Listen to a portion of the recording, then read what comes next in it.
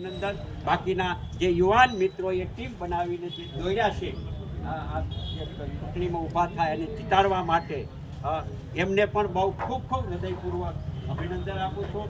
નાથાલાલ જે અહીંયા આવ્યા એને પણ હું હૃદયપૂર્વક આવકારું. તો ઘણા વખતથી કહેતો હતો નાથાલાલનું મેં કીધું કંઈક ગોઠવો ને, હવે અહીંયા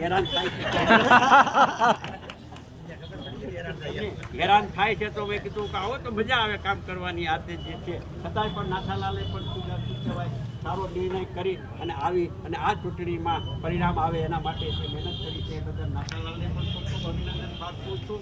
અને બીજું કહું છું કે ભાજપ જે છે એ નબળી માનસિકતા ધરાવે છે, નબળી માનસિકતા. અને નબળી માનસિકતા ધરાવે છે ત્યારે એ અત્યારથી હારેલા લોકો તરત જ કોણે મત નથી આપ્યા, કોણે નથી મત આપ્યા, એટલે એ ફરી કરવાનું છે. એ અત્યારે આ રાજથી શરૂ કરી માટે એ સહન નહીં કરી શકે, એ સહન નહીં કરી શકે. અમને કેમ મત ના આપ્યા, અમે આમ નહીં કરાવી દઉં. પણ હું બહુ સ્પષ્ટપણે આજે કહેવા માંગુ છું અને ફરી વખત પાછા મળીશું ત્યારે પણ કે નાની મોટી હળી કરવાનું બહુ ન કરવું. અમે અને કોંગ્રેસની સાથે જોડાયેલા લોકોને બહુ હળી કરશું તો એમાં કદાચ માની મોટી નાના મોટા ક્યાંક નાની મોટી ભૂલો કદાચ કરી હોય તો અમે આવશું.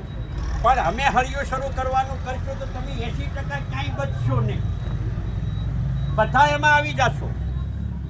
કોઈ ક્યાંય બાકી નથી, ક્યાંય હારાવાટ છે નહીં. અને એટલા માટે ચોક્કસપણે કહું છું કે નબળી માનસિકતા કે નબળા વિચારોથી ગ્રામ પંચાયતની ચૂંટણી પૂરી થઈ ગઈ. તમને અત્યાર સુધી સહકાર આપ્યો તો લોકોએ, તમે વહીવટ કર્યો છે.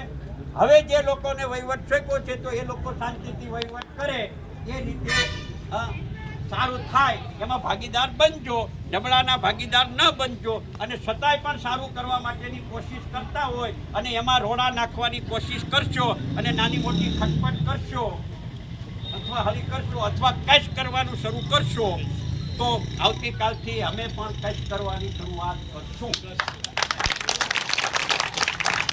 અને એ પણ જાહેરમાં કહું છું, ભાજપના લોકોને કહું છું, ભાજપના આગેવાનોને કહું છું, ભાજપના કાર્યકર્તાને કહું છું કે તમને જે કેશ કરતા આવડે એના કરતા કેશ કરતા મને વધારે આવડે છે. પણ અમે કોઈ દી નીચે ઉતર્યા નથી. અમને ખાનદાની અથવા અમારા બ્લડમાં કે અમારા લોહીમાં જે કાંઈ બની ગયો કે જે છે એ પદ્ધતિ પ્રમાણે અમે કામ કરતા આવ્યા. એટલે આવનારા દિવસોમાં અમને કેશ કરવાની ફરજ ન પડે એવી પણ ભાજપના લોકોની પાસે અપેક્ષા રાખીએ છીએ. ખેર જે કાંઈ લોકશાહીમાં છે, તાલુકા પ્લેસ છે, અહીંયા તાલુકા પ્લેસ છે, તાલુકા પ્લેસનું ગામ છે. અને તાલુકા પ્લેસનું ગામ છે ત્યારે આ ગામ એવું હોવું જોઈએ કે બહારથી આવતા હોય એ લોકોને પણ ખબર પડવી જોઈએ કે ના કાંઈક વ્યવસ્થિત રીતે છે. અને હું કહેતો કાયમી માટે કે આટલા વખતથી તમારી ભાજપની તાલુકા પંચાયત હોય, તમારી જિલ્લા પંચાયત તમારી હોય, લોકસભા તમારી હોય, ત્યાં વખતે 2022 પછી વિધાનસભા તમારી હોય, અને છતાંય પણ ગીર ગઢડાની હાલત જે છે એ હાલતમાં જો કાંઈ ફેરફાર ગામમાં ન થાય અને કાંઈ માની લો કે ન થાય, ગટર થાય અને ગટર પાછી ઉભરાય, આ સ્થિતિ જે છે એ માની લો કે ભૂતકાળની છે, બહુ ઉકેલવા જેવું નથી. અને દાવા સાથે કહું છું, દાવા સાથે ગીર ગઢડા ગામની બજારોમાં પાંચીબેન પ્રમુખ હતા એને યાદ કરું છું અત્યારે, અને ત્યારે કરેલી